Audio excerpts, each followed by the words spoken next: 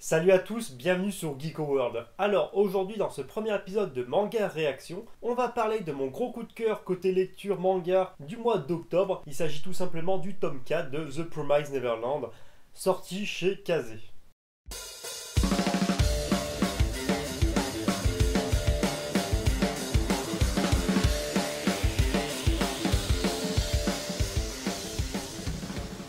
Par contre, avant d'aller plus loin dans cette vidéo, je tiens à préciser que ça va vraiment spoiler à mort. Du coup, franchement, pour pas gâcher l'expérience de lecture et de découverte de ce quatrième tome, je vous invite à passer votre chemin si vous n'avez pas lu le tome 4. Et si vous avez lu le tome 4, eh ben, on peut passer à la critique de ce quatrième volume, franchement, qui est une vraie claque. Bon alors, pour commencer, que dire à part que, franchement, c'est une vraie claque. J'étais définitivement pas prêt pour ce tome, je vous l'assure. Bon alors, avant toute chose, il faut dire que le tome 3 nous avait vraiment laissé dans un suspense les plus total. C'est-à-dire que maman était en train tout simplement d'empêcher Emma et les autres de faire leur plan de repérage, justement en vue de l'évasion. Et en plus de ça, dans les dernières pages, il y a maman qui venait de briser la jambe d'Emma, donc empêchant l'évasion de se produire assez rapidement. Et en plus de ça, on nous apprenait dès le lendemain que Norman allait quitter l'orphelinat pour, entre guillemets, être accueilli par une nouvelle famille. Donc franchement, niveau suspense, le tome 3 nous avait vraiment retourné dans tous les sens. Et là, croyez-moi, ce tome 4, il échappe vraiment pas à la règle.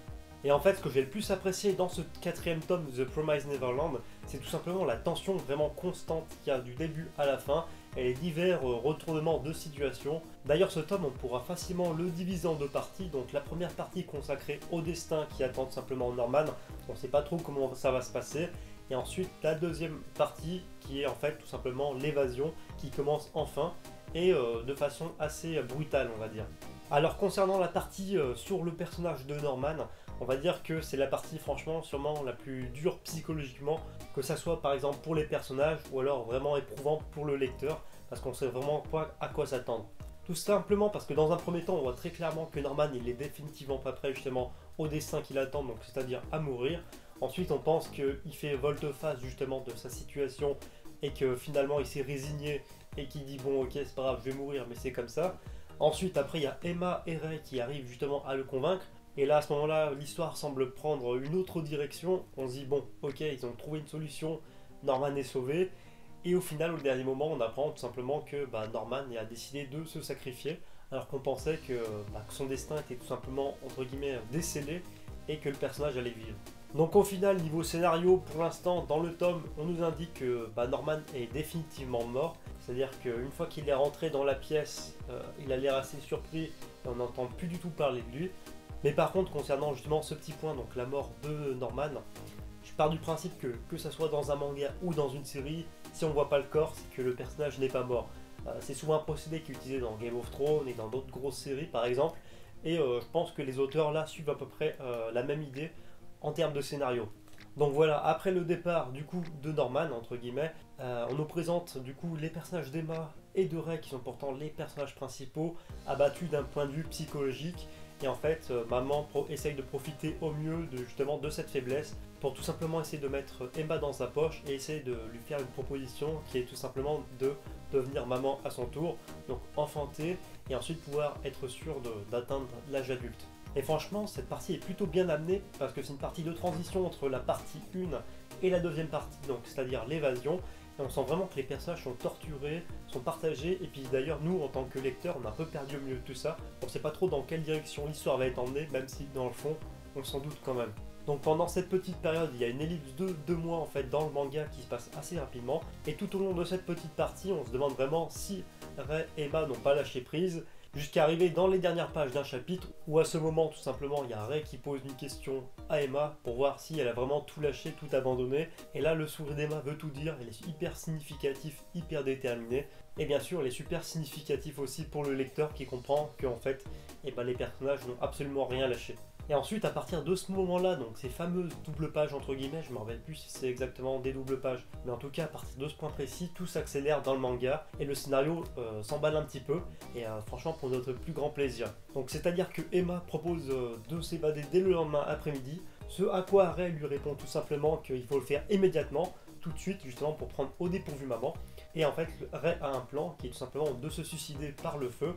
Comme ça, maman est tout simplement occupée à essayer de le sauver des flammes, et pendant ce temps-là que maman est occupée, les autres enfants de l'orphelinat peuvent en fait mettre en place le plan d'évasion. Mais au final, le scénariste, donc Keiyu Shirai, si je me trompe pas, ouais c'est bien ça, nous surprend vraiment et nous prend vraiment de court en fait en proposant un autre plan alternatif où tout simplement Emma avait tout prévu, et ça franchement cette partie était vraiment plutôt cool. Et à partir de ce moment-là dans l'œuvre il se passe un truc vraiment intéressant, c'est tout simplement le fait que le lecteur est au même niveau dans l'œuvre que le personnage de Rei. Donc on est aussi perdu et aussi déstabilisé, et au fur et à mesure que les derniers chapitres avancent, en fait le flou se lève un petit peu, il se dévoile un petit peu, et on découvre tout simplement que Don et Gilda avaient en fait formé les autres enfants entre guillemets, et ils les ont mis au courant pour concernant le plan d'évasion et concernant en fait la véritable identité de l'orphelinat qui est en fait un élevage.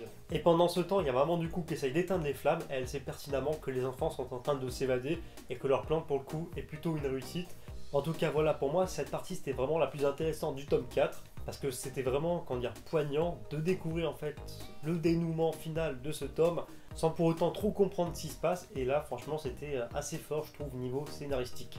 Mais bon, malheureusement dans les dernières pages du tome, une fois qu'on pense que les enfants sont enfin sauvés et qu'ils vont enfin s'évader, et que maman est tout simplement pris au piège par le plan de Emma et de Rei, il y a un petit élément qui la fout un peu mal. Et cet élément c'est tout simplement le fait que Rei remarque qu'il manque un enfant à l'appel, et cet enfant n'est autre que le petit Phil, et on a la surprise de découvrir que Phil est en fait aux côtés de maman. Et malheureusement le tome se termine là sur ce gros cliffhanger qui donne encore plus envie de découvrir la suite, qui arrivera bientôt heureusement. En tout cas voilà, pour résumer ce tome, franchement c'est vraiment un tome marqué par la surprise, par le suspense et par beaucoup de drama. Encore une fois, les auteurs nous montrent que le scénario est vraiment très bien ficelé et que les auteurs savent tout simplement où ils vont.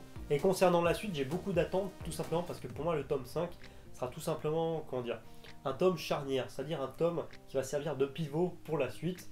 Donc tout simplement, la suite pourra être encore plus excellente. Ou alors, par exemple, à contrario, ça pourrait être un foirage total. Vu ce que j'ai lu avec les 4 premiers tomes et la claque que c'est, franchement, ça m'étonnerait.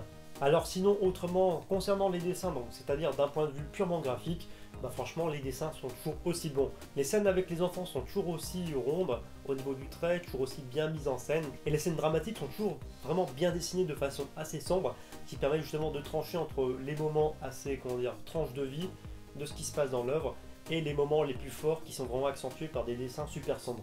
Et justement ce qui est vraiment intéressant, c'est que ces dessins, je trouve, ils amènent un peu d'ambiguïté et beaucoup de noirceur justement à ces personnages qui sont pourtant assez candides. Donc par exemple comme le personnage d'Emma, c'est pas du tout un personnage sombre, mais ça apporte vraiment un truc assez intéressant d'un point de vue purement visuel. En plus franchement entre nous, Matt et moi par exemple, ces dessins, franchement c'est juste magnifique, j'adore tout simplement. Enfin bref, voilà, c'est tout pour cette vidéo, j'espère vraiment qu'elle vous a plu.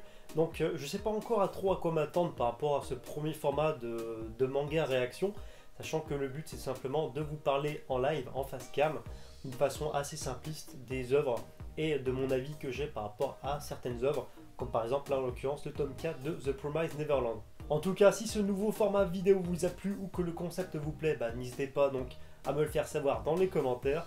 Me le faire savoir aussi en mettant un petit pouce bleu, donc chaque pouce bleu me montre à quel point la vidéo a été aimée tout simplement. Et si vous n'êtes pas abonné, franchement n'hésitez pas à sauter le pas, ça fait plaisir et ça prend vraiment quelques instants. En plus si vous voulez, il y a des liens dans la description et en bas juste à droite de votre écran.